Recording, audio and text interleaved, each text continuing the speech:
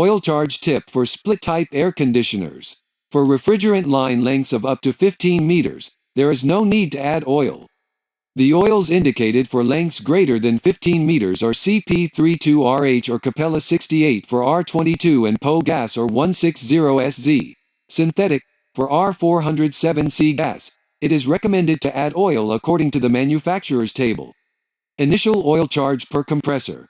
It is more or less 1.72 liters, depending on the capacity of the compressor. Never reuse oil or use any oil that has been exposed to the atmosphere.